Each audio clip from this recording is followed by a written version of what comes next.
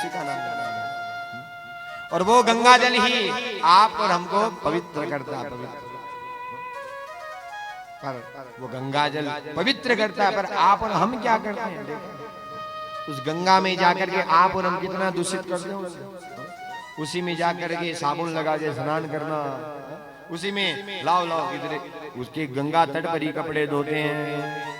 नहीं मेरे भाई, वो गंगा जो आपके हमारे जन्म जन्मों के पापों को काटती है, पवित्र करती है, उस गंगा को निर्मल स्वच्छ रखना हमारी जिम्मेदारी है। गंगा हमारी धरोहर है, हमारी संस्कृति है, हमारी पहचान है। भारत में गंगा हमारी पहचान है। हम उस देश के वासी हैं जिस देश में गंगा बहती है। हम उस देश के वासी हैं। कोई पूछे कहाँ के हो, हमारे जहाँ जिस देश में गंगा बहती हो उस देश के हम वासी, भारत में।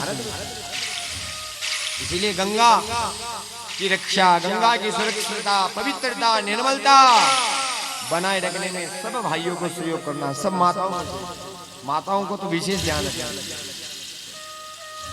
सहयोग करो, पवित्र। हाँ ये अच्छी बात है कि राजगद्दी पे जो बैठे हैं अब उनको गंगा की कुछ सुध ली है, गंगा को पवित्र करने के लिए अभियान चला है। बहुत अच्छी बात है।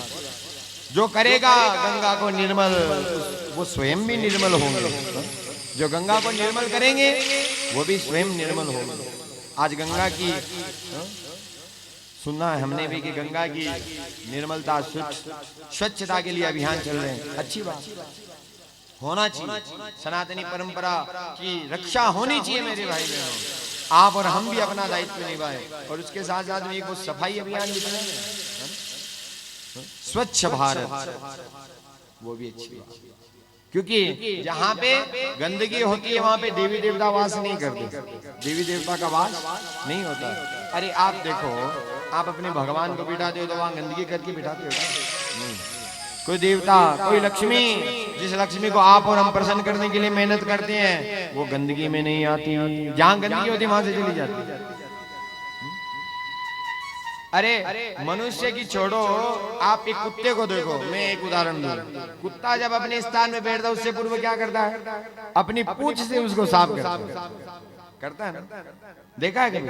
अपनी पूंछ से उसको पहले साफ करता है फिर बैठता है उसमें। अरे तो पशु में इतनी बुद्धि है तो आप में, हम में क्यों नहीं? स्वच्छता, निर्मलता एक स्थान की होनी चाहिए।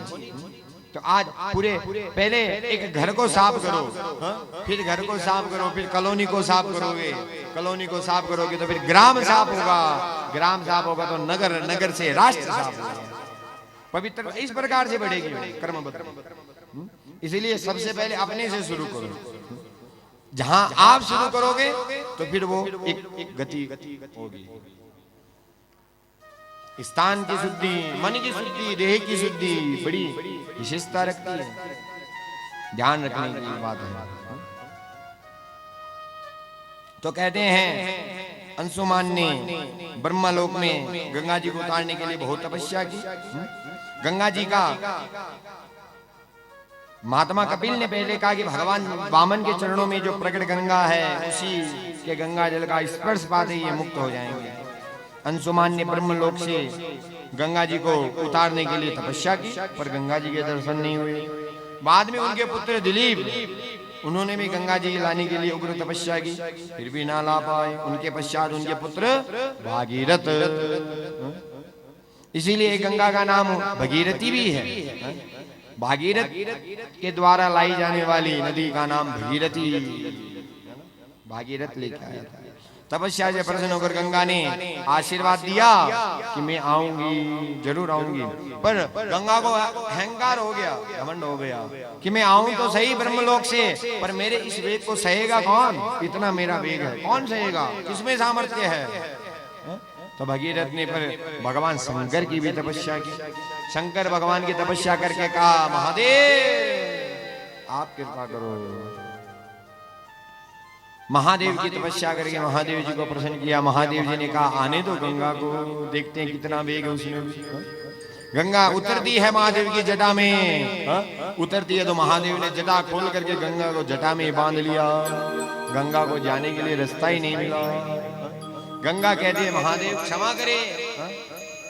तो फिर गंगा को महादेव अपनी जटा से उतारते हैं और फिर हिमालय से होती हुई वो गंगा आगे बहती हुई हरिद्वार से होती हुई फिर आगे बढ़ती है। बोलिए गंगा मैया की जय हो, बोलिए शंकर भगवान की जय हो। भला हो जुग तारिणी मां गंगा, भला ये जुग तारिणी मां गंगा। जुग तार दिया जिसने, एक बार डुबकी लगा लो आपके हमारे पाप धुल जाते। गंगा ने भगवान को कहा भगवान कि मनुष्य आएंगे मेरे में स्नान करेंगे, मैं उनको पापों को धोऊंगी, पर मेरे पाप कौन धोएगा? तो भगवान ने कहा चिंता मत करो, तू आम मनुष्यों के पाप को जब धोएगी तो कोई सिद्ध उच्च कोटि के महात्मा परमहंस महात्मा जब तुझ में स्नान करेंगे तो गंगा तू भी निर्मल हो जाएगी। संतों की इतनी महिमा, संतों की इतनी महिमा, महात्माओं की इतनी महिमा। संत अगर गंगा में स्नान करे, संत नहीं गंगा निर्मल हो जाती है। गंगा अपने जो अपवित्र होती है, संतों की इतनी महिमा। अब महाराज पराक्रमी भगीरथ के वंश में राजा खटवांग हुए और गंगा जब उतरी तो सगर के 60,000 जो पुत्र थे उन पुत्रों का जैसे स्पर्श हुआ गंगा का, जितने 60,000 पुत्र थे सब मुक्त हो गए गंगा के स्पर्श मात्र।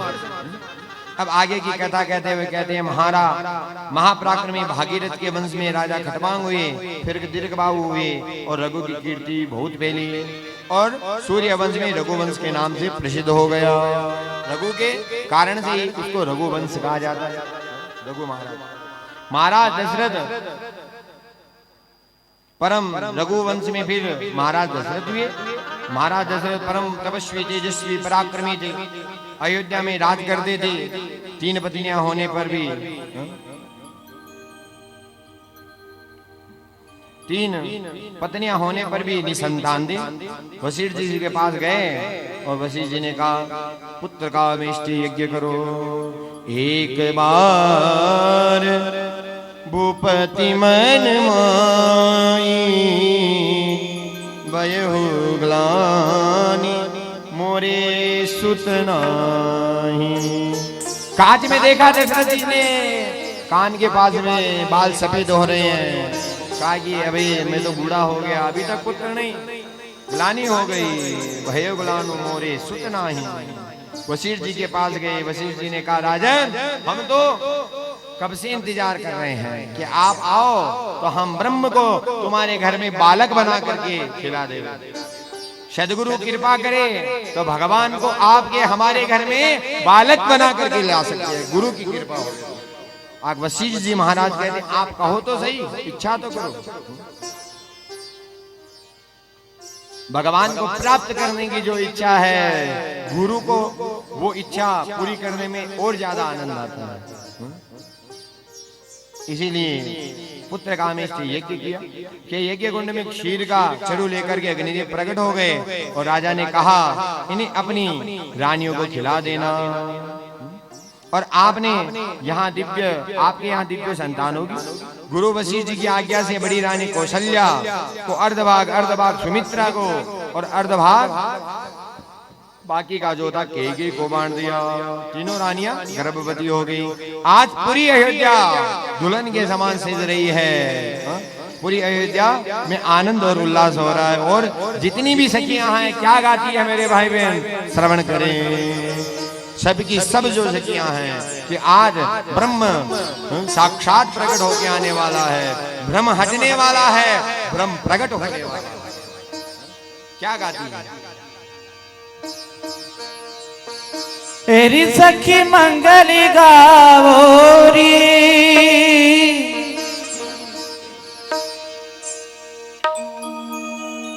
एरी सखी चौकी पुरावोरी। आज जन्मे है प्रभु जी यहाँ, जन्मे गे प्रभु जी यहाँ, चौक पुराओ मंगल गाओ, चौक पुराओ मंगल गाओ, प्रभु दर्शन में गया। ओ प्रभु जी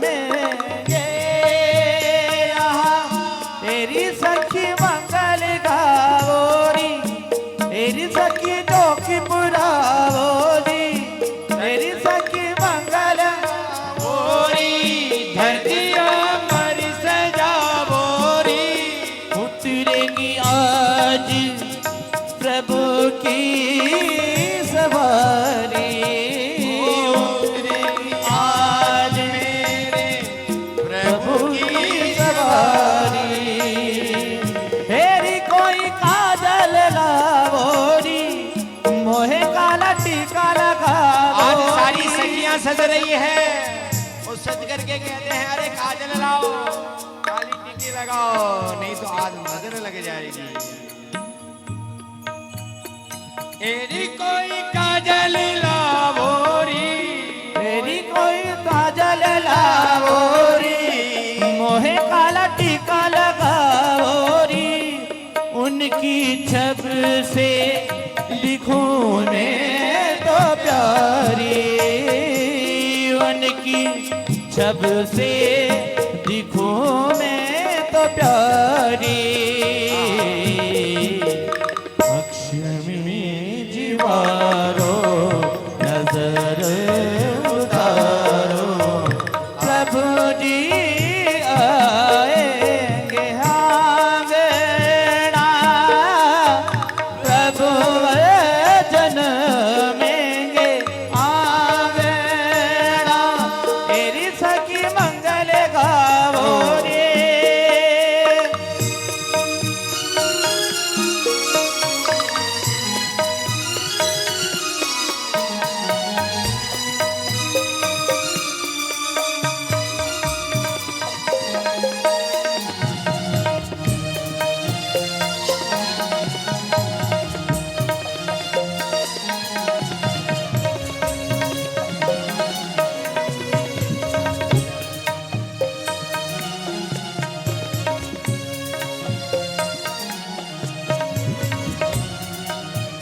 लेकर के भगवान आज उस धनुष को प्रत्यंचा को चढ़ाते हैं, और चढ़ा करके भगवान सहज ही सरल, जितनी देर आंखों की पलक को झपकने में लगती है, इतनी ही देर में भगवान ने उस धनुष यज्ञ को भंग कर दिया, और सभी जितने भी बैठे थे सभी कह उठे, बोले सियावर रामचंद्र भगवान की जय हो, बोलिए राजा रामचंद्र भगवान की जय हो।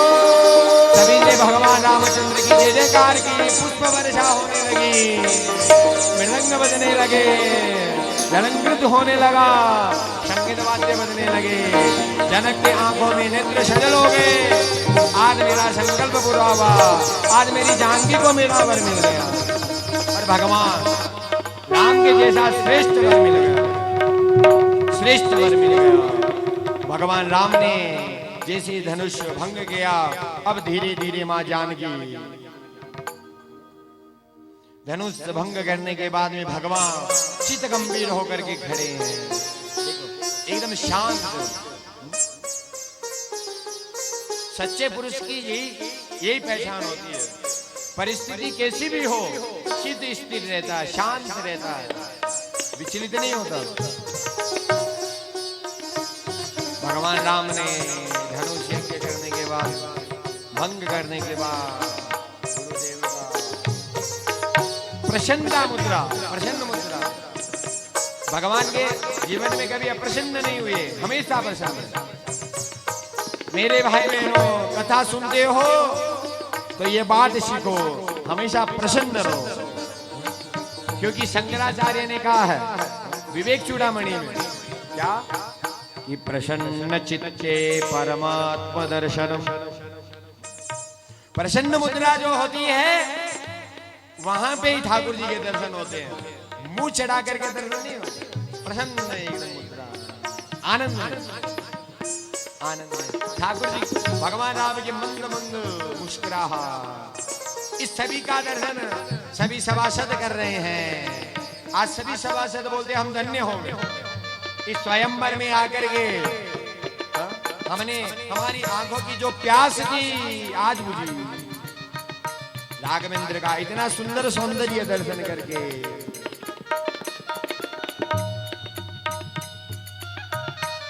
सहनाइयां बजने लगी, चारों तरफ मंगलाचार होने लगे, पुष्पों की वर्षा होने लगी, सभी देवता आकाश में खड़े हो गए इस छवि को अपने आंखों में कैद करने के लिए। जानकी राम जानकी, ये जो छवि है, जितने अयोध्यावासी थे पलकों को पकड़ के बैठे हैं।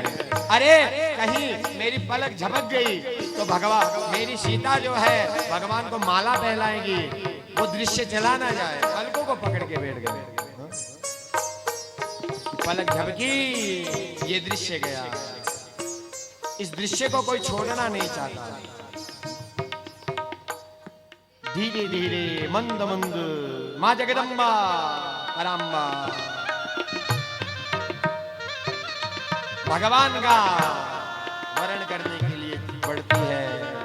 आज मां जगदम्बा कहती मन में किया, मां जगदम्बा से जो आशीर्वाद मांगा था पूरा हुआ। आज मां जगदम्बा के मन की क्या परिस्थिति है? बाजत पे जनिया रे, बाजत पे जनिया रे, मात सीता चले राम के द्वारे। बाजत पे जनिया रे, बाजत पे जनिया रे, हरि के करीब चले माता। बाजत पे जनिया रे, निदा निदा निदा निदा दा रे दादा निदा निदा निदा निदा दा रे दादा निदा निदा निदा निदा दा रे दादा। बाजत पे जनिया रे, बाजत पे जनिया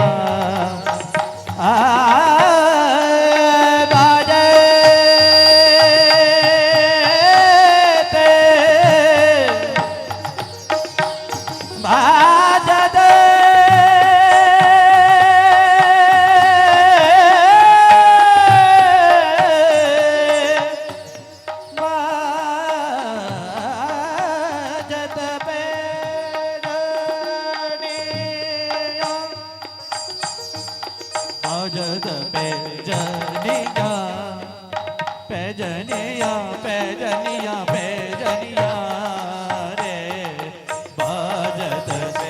मां जगदम्बा भगवान राम को वर्ण करती है और जयकारा हो उठा, बोले श्री राम रामचंद्र भगवान की जय हो, बोले राजा रामचंद्र भगवान की जय हो।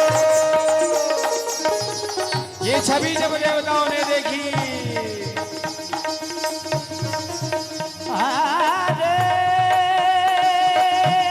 पुष्प वर्षा होने लगी।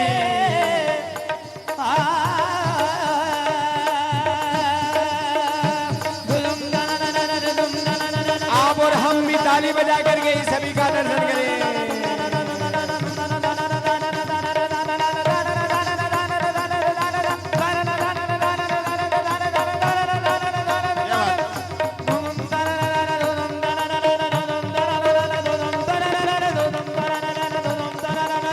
बाजत पे जनिया रे, बाजत पे जनिया सीता मैया चले वरे को बाजत पे